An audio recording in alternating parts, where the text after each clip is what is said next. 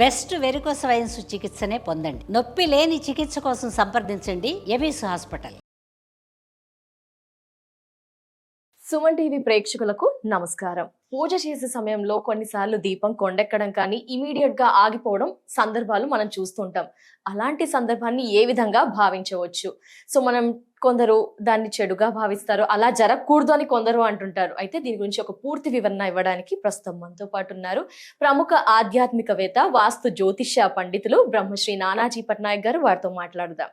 గురుగారు నమస్కారం. గురుగారు, శ్రీమాత్రే నమః. సార్, కలవరపడిపోతూ ఉంటాం సార్, భయం వేస్తుంది. అంటే వింటూ ఉంటాం కదా, అలా కొండెక్కకూడదు, ఆరిపోకూడదు పూజ చేసే టైంలో అంటూ ఉంటారు. దీన్ని మీరు ఏ విధంగా చెప్తారు? ఏ విధంగా దాని అర్థం ఏంటి, అంతరార్థం ఏంటి సార్? అయితే విషయాలు చెప్తుంది నేను ఇప్పుడు కూడా చెప్పిస్తుంది సాక్షాత్ లలిత అమ్మవారిగా భావిస్తూ అమ్మవారి కోసం నమస్కారం చేసుకుంటూ, ఫస్ట్ ఆఫ్ ఆల్ ఏంటంటే దీపము ఒక్కొక్కసారి వెలిగిస్తుంటే వెలగదు. అవును గురుగారు. సమ్ టైమ్స్ వెలిగినా కూడా చెడమెడలాడుతూ ఉంటుంది. అది ఒక్కొక్కసారి మన తడి చేత్తో ఒత్తిడి చేయడం వల్ల కూడా జరుగుతుంది. మూడోది ఏంటంటే వెలిగిస్తే ఆరిపోతూ ఉంటుంది. 2-3 సార్లు మన దీపం జరుగుతుంటుంది. అది లాజికల్గా చూసుకుంటే ఏదైనా గాలి వస్తుందో చూసుకోవాలి. అయినా సరే ఆరిపోతుందంటే కూడా దానికి ఒక రీజన్ ఉంటుంది. కొన్నిసార్లు దీపం వెలిగించినప్పుడు చాలాసేపు ఉంటుంది, కొన్నిసార్లు తొందరగా ఘనం అయిపోతూ ఉంటుంది. ఇలా ఇన్ని రీజన్స్ ఉంటాయి. దీనికి కారణాలు ఏమిటి అంటే, ఒకటి నెగటివ్ ఎనర్జీ ఇంట్లో ఎక్కువగా ఉందనుకోండి దీపం తక్కువసేపు వెలుగుతుంది. పాజిటివ్ ఎక్కువగా ఉంటే దీపం తక్కువసేపు వెలుగుతుంది. ఇంట్లో పాజిటివ్ ఎనర్జీ ఎక్కువగా ఉంటే దీపం ఎక్కువసేపు వెలుగుతుంది. ఎందుకు ఇది ఎలాగా అంటే, మీరు ఎలా అంటే ఒక చిన్న ఎగ్జాంపుల్ చెప్తాను నేను మీకు. ఒక మంచి పెద్ద హోమగుండం వెలిగించాం. అందులో ఒక చిన్న చుక్కడ, ఒక స్పూన్ వాటర్ వేయండి, అది ఆరిపోతుందా? అంత పెద్ద హోమగుండంలో స్పూన్ వాటర్ ఆరదు. అదే ఒక చిన్న దీపం, ఒక క్యాండిల్ వెలిగించి దాని మీద ఒక స్పూన్ వాటర్ వేయండి, ఆరిపోతుంది. అంటే ఏంటి, ఇక్కడ పాజిటివ్ ఎనర్జీ మీరు కాసేపు మంట అనుకోండి, ఫైర్ అనుకోండి, నెగిటివ్ ఎనర్జీస్ కొంచెం వాటర్ అనుకోండి. అంటే అంత ఫైర్ ఉన్నప్పుడు ఒక స్పూన్ నీరు ఆపలేదు, అదే స్పూన్ నెయ్యి అయితే ఇంకా పెంచుతుంది. అలాగే ఇంత చిన్న క్యాండిల్ని ఒక ఇలా వెలుగుతున్న ఒత్తి మీద ఒక చుక్క వేసి టక్కన ఆరిపోతుంది. అంటే ఏంటి, ఇక్కడ మీ ఇంట్లో ఎప్పుడైతే, అంటే మీరు అనుకోవచ్చు అదేంటంటే దీపం వెలిగిస్తే పాజిటివ్ ఎనర్జీ కదా, దీన్ని ఎలా ఆపుతుంది అని. ఇక్కడ ఏంటంటే నెగటివ్ ఎనర్జీ ఎక్కువగా ఇంట్లో ఉన్నప్పుడు, ఆ నెగటివ్ ఎనర్జీ ఎక్కువైపోయినప్పుడు పాజిటివ్ ఎనర్జీ రావాలని మనం ప్రయత్నం చేసేప్పుడు దాన్ని అది అబ్స్ట్రక్ట్ చేస్తూ ఉంటుంది.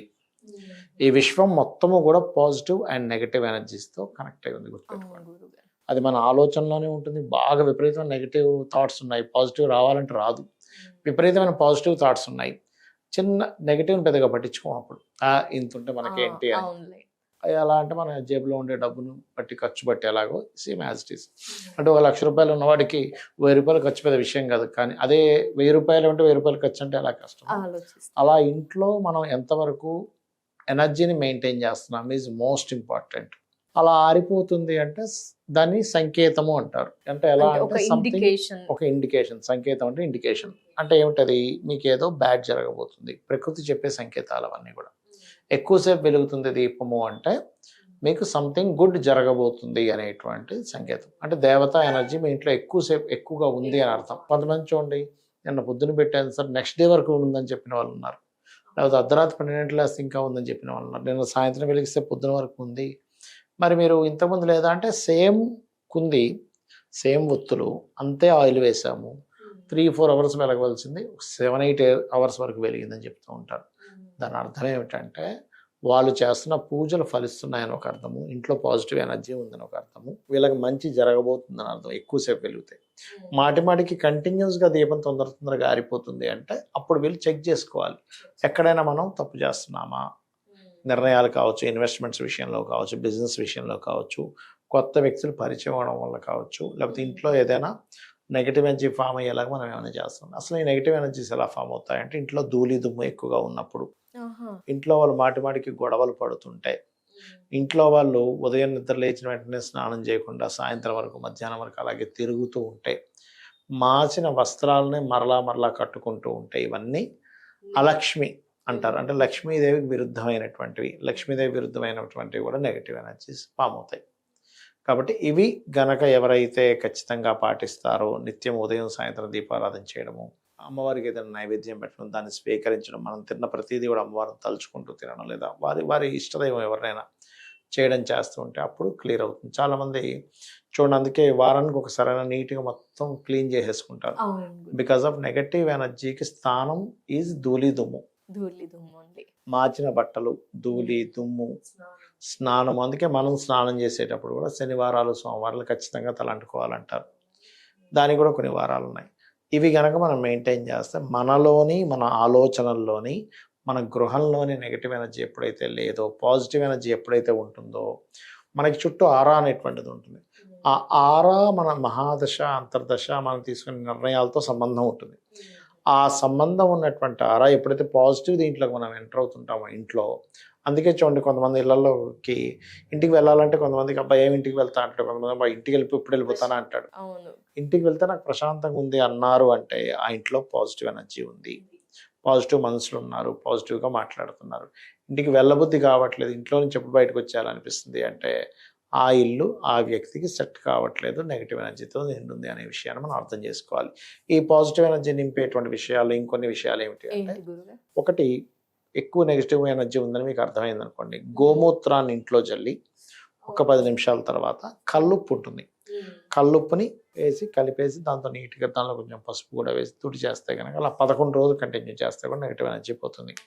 ఇంట్లో అందుకే సాంబ్రాణి, గుగ్గిలం వేస్తూ ఉంటారు నెగిటివ్ ఎనర్జీ పోగొట్టుకోవడానికి. బాడీలో ఉందండి నెగిటివ్ ఎనర్జీ పోవాలి అంటే చక్కగా మీరు ఒక టబ్ తీసుకోండి, ఈ మోకాల వరకు ముంచేంత టబ్ ఉండాలి. అందులో చక్కగా గోరువెచ్చని నీళ్ళు, అంటే కాలు పెడితే కాలిపోయేలా కాకుండా గోరువెచ్చని నీళ్ళు వేసి ఒక 3 గుప్పెళ్ళు రాళ్ళు ఉప్పు వేసి కలిపేసి అందులో ఒక కాలు పెట్టి ఈస్ట్ వైపు చూస్తూ కాసేపు ఇట్లా కూర్చోండి. మీకు 2 to 3 minutesలో కంప్లీట్ ఎనర్జీ ఏదైతే నెగిటివ్ ఏదైతే ఉందో పోయిన ఫీలింగ్ మీరు స్పష్టంగా చూడొచ్చు. తప్పకుండా గురువు గారు. ఎప్పుడైనా చేయొచ్చా గురువు గారు? ఇది ఎప్పుడైనా చేయొచ్చు. సాటర్డేస్ అయితే ఇంకా బాగా పనిచేస్తుంది. సాటర్డేస్ అయితే సో ఇవి పాటించడం ద్వారా మీరు అర్థం చేసుకోవచ్చు ఈ దీపం ఒక సంకేతము. కాబట్టి ఆందోళన చెందకుండా ఆ నెగిటివ్ ఎనర్జీ ఉంటే కనుక దాన్ని పోగొట్టడానికి మీరు ఏదైతే పరిహారాలు చెప్పారో, ఏవైతే టిప్స్ చెప్పారో అవి ఫాలో అయితే బెస్ట్. ఎనర్జీ గేమ్ అండి, విశ్వం మొత్తం ఏంటంటే ఎనర్జీ గేమ్. మన విశ్వంలో ఉండే ప్రతిదీ ఎనర్జీతో గేమ్. మీరు చూడండి, పాతకాలంలో మనకి రామాయణ మహాభారతాల్లో యుద్ధం జరిగే సంఘటనలు చూపిస్తాడు, వ్యాస భారతంలో కూడా ఉంటుంది.